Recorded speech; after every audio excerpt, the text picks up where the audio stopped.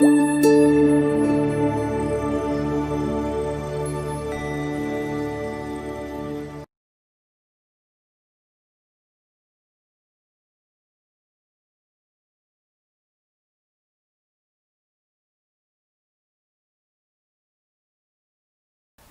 you unpack your reverse osmosis or RO system, I wanted to show you the different pieces that you're going to have for installation.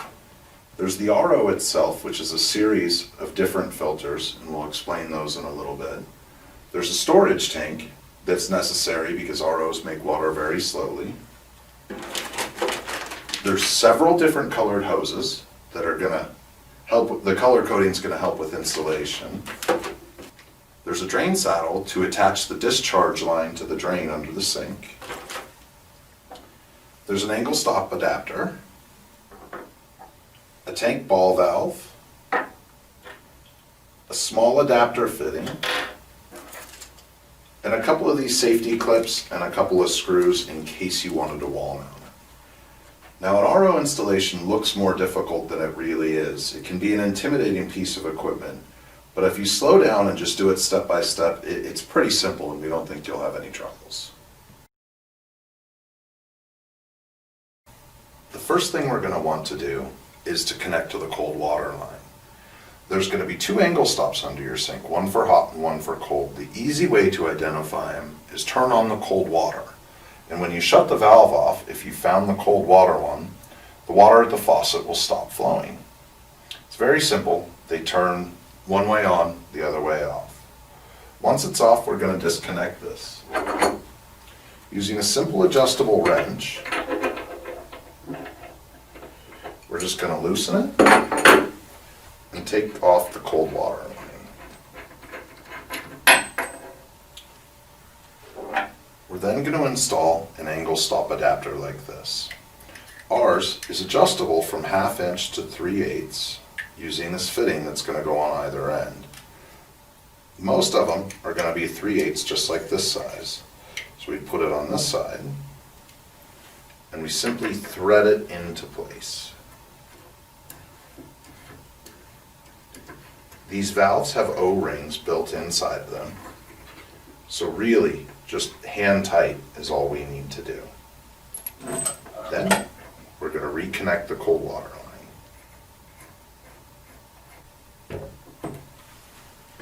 Using our wrench, we'll tighten it back down just a little bit.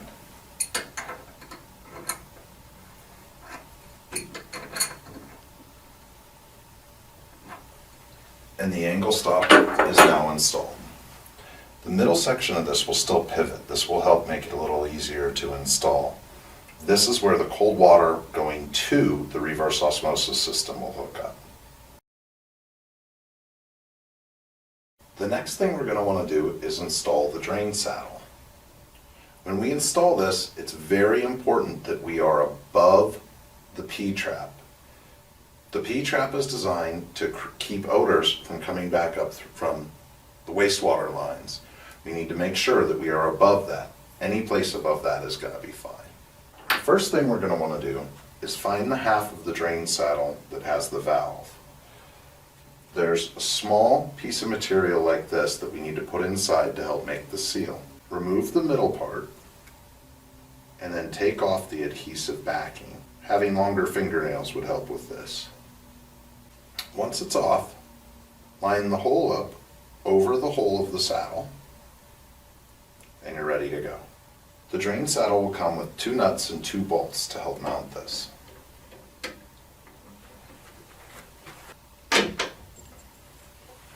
The bolts will go through the saddle, the nuts on the back,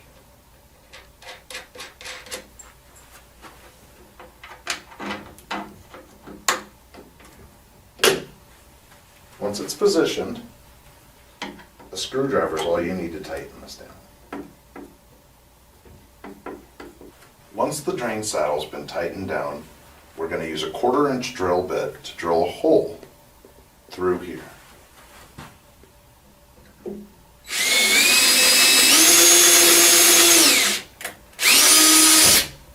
Your drain saddle is now installed.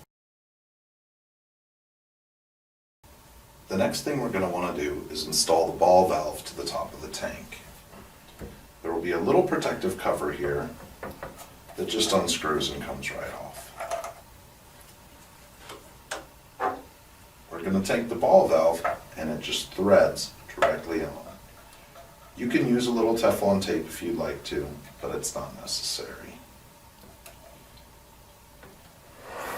Get it good and hand tight. That's all there is to it.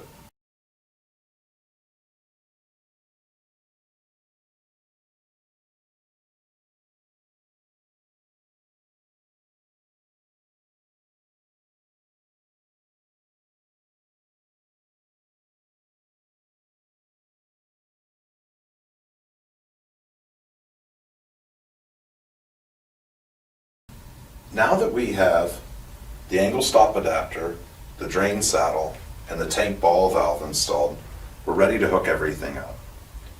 First, we're going to take the red line from the reverse osmosis system.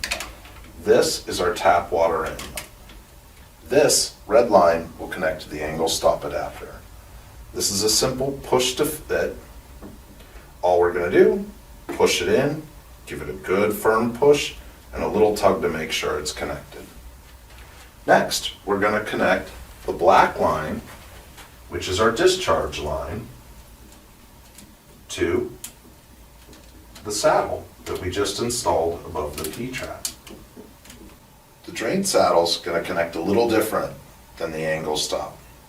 There's a black retaining nut that we're going to slide over the tube with the threads facing out. Then we'll insert the tube into the saddle valve and simply tighten it down. This is where the wastewater and the discharge water from the RO system is going to go. Next, we're going to want to connect the yellow tubing from the remineralizing cartridge to the tank. On the top of the reverse osmosis system, you'll see the remineralizing cartridge and it's labeled tank. There will be a small plug that needs to be removed first. Once this is out, it's again a simple push, quick connect, push in style fitting. Give it a good firm push, little tug to make sure it's connected. And we'll do the same thing with the ball valve on the tank. Push in, tug to check. The last connection is going to be the white tubing that we're going to use to put water to our ionizer. Again, on the top of the RO, there's a taste and odor filter. And again, another one of those little yellow plugs that needs to come out. Once this is out, we're going to use the 90-degree elbow that came with the RO, connect the white 1/4-inch tubing, give it a push, tug to make sure it's connected, and the same goes directly into the filter. Now that everything's connected, let's recap how they go. The red line is the tap water inlet and will connect to our angle stop adapter. The black line is our discharge line and will connect to the drain saddle. The yellow connects from our remineralizing filter to the storage tank. The white line is to deliver our product water, and this is what will replace the tap water in with our ionizer. Now that all of our tubing is connected, we're ready to put water into the system. The first thing we're going to want to do is make sure that the ball valve on top of the tank is on. We know it's on when the blue handle faces the line. If it's turned away 90 degrees, the tank is actually shut off. Make sure that it is pointing in the same direction as the tubing. Next, we want to shut off the angle stop adapter by turning it 90 degrees away from the tubing. Now that it's off, we can slowly open the angle stop back up to allow water back up to the kitchen faucet.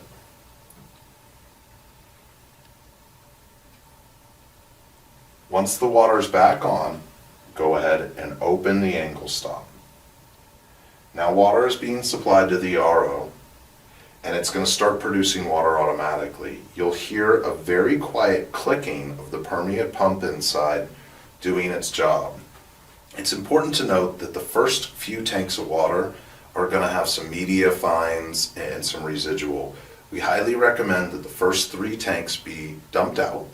You can do that just by turning on your ionizer and letting it run out of water. And that's going to clean everything out and give you perfect water, and you're ready to go.